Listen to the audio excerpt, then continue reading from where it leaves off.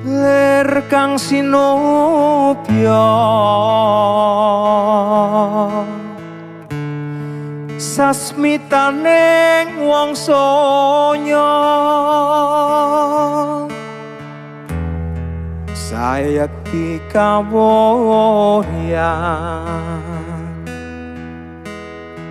samiring jaya kawijayan sagunging dumadi.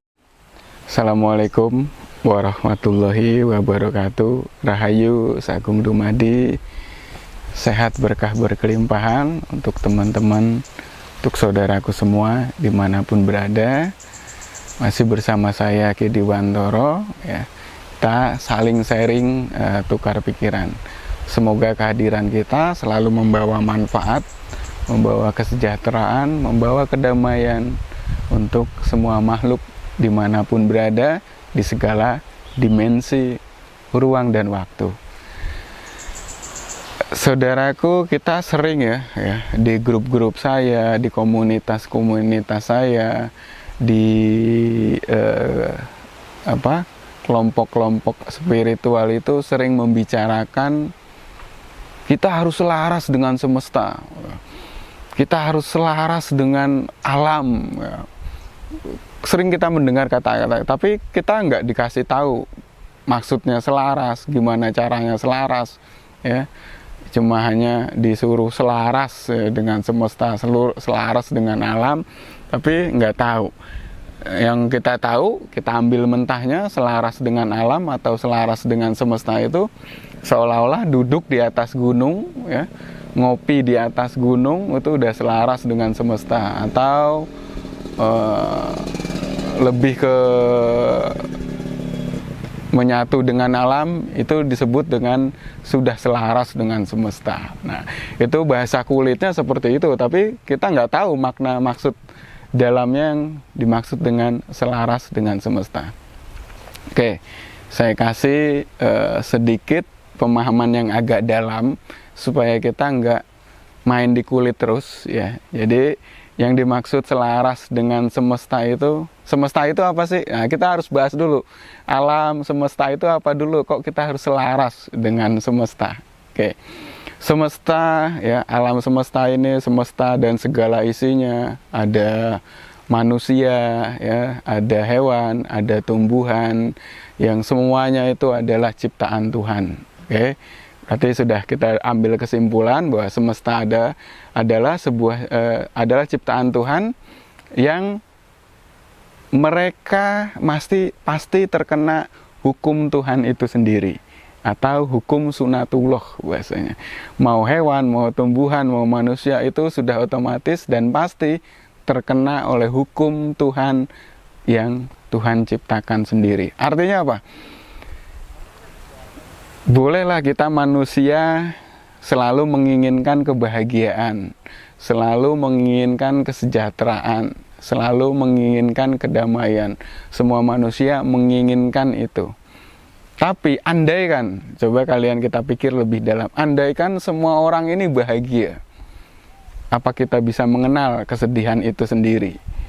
Ya, andaikan semua orang ini merasa kaya, apa kita bisa mengenal kemiskinan itu sendiri? Apa kita bisa mengenal kekayaan itu sendiri kalau kita nggak kenal kemiskinan? Apakah kita bisa mengenal mampu kalau kita belum merasa tidak mampu? Artinya semua dualisme yang saling terhubung. Baik, jahat, sedih, bahagia, sejahtera, merana. Itu sudah hukum alam yang sudah pasti ada di semesta. Nggak mungkin di semesta ini putih tok, pasti ada hitamnya. Dan nggak mungkin hitam tok, pasti ada putihnya. Gak mungkin bahagia toh pasti ada sedihnya, dan gak mungkin sedih toh pasti ada bahagianya. Nah, semua juga bagian dari semesta.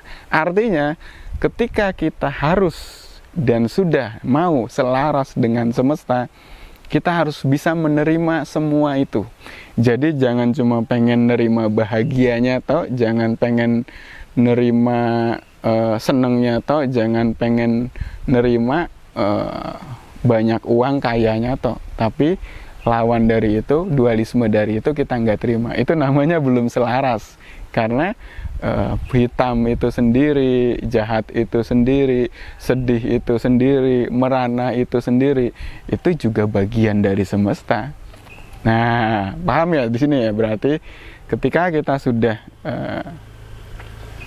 mengaplikasikan ya untuk selaras dengan semesta, artinya di sini kita sudah harus mampu ada sikap penerimaan, menerima apapun dari semesta.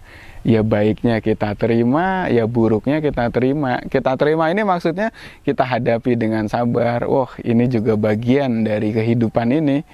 Kesedihan ya kita terima juga. Oh, ini memang bagian dari hidup. Itu yang namanya selaras dengan semesta. Jadi selaras dengan semesta bukan kita di alam menyatukan, tapi ketika ada sebuah kesedihan, ada sebuah masalah, kita menolak. Bahkan kita menyalahkan orang lain, bahkan sampai kita menyalahkan Tuhan. Tuhan ini nggak adil. Nah, itu belum selaras dengan semesta. Jadi sudah paham ya teman-teman, saudaraku semua, yang dimaksud dengan selaras dengan semesta. Selaras dengan semesta artinya adalah kita menerima. Ada satu sikap penerimaan full total. Bukan hanya menerima yang baik, bukan hanya menerima yang bagus, tapi bagian dari itu juga kita terima sebagai bentuk dari pelajaran itu sendiri. Oke. Jadi kalau orang sudah selaras dengan semesta itu enak. Enaknya apa? Karena ada seneng ya dia terima dengan biasa, ada bahagia dia terima dengan biasa. Ketika ada satu masalah, ya dia terima juga dengan biasa masalah itu. Ketika ada satu kesedihan, wajar manusiawi masih ada rasa sedih, tapi dia menerima kesedihan itu tanpa menyalahkan siapapun. Nah, itulah yang dimaksud dengan selaras. Kita sudah selaras dengan alur semesta, kita sudah selaras dengan kehendak Tuhan. Ya, jadi jangan kita maunya mendikte Tuhan aja. Seolah-olah Tuhan itu gudang pemegang kunci gudang kebahagiaan, pemegang kunci gudang kebahagiaan. Tuhan saya mau kaya, Tuhan saya mau bahagia, Tuhan saya mau seneng. Nah, kata Tuhan, wah gue gibas juga nih orang minta mulu. Jadi itu ya teman-teman saudaraku semua, ketika kita sudah selaras dengan semesta, kita sudah menerima apapun yang menjadi kehendak Tuhan. Karena sebenarnya kalau kita selami lebih dalam, ya, kehendak Tuhan itu tidak ada kebahagiaan, tidak ada kesedihan juga. Jadi semuanya biasa dan netral, karena semuanya adalah bentuk pelajaran dari Tuhan untuk manusia sendiri. Kebahagiaan cara Tuhan memberi pelajaran, kesedihan pun cara Tuhan memberikan pelajaran. Semoga ini menjadi wawasan untuk kita semua dan bermanfaat untuk saya pribadi terutama, dan untuk saudaraku semua dimanapun berada. Terima kasih. Assalamualaikum warahmatullahi wabarakatuh. Rahayu, rahayu, rahayu. The Les adalah Diwantoro Learning, Education, Spiritual, and Zen. Jadi kita tatap muka dengan aplikasi Zoom. Ada kelas khusus mental block, ada kelas menarik energi uang atau merayu uang, ada lagi kelas pengobatan untuk diri sendiri dan orang lain, ada kelas kundalini, kelas cakra, kelas aura juga, kelas guru sejati. Ya, Anda bisa ambil paket master.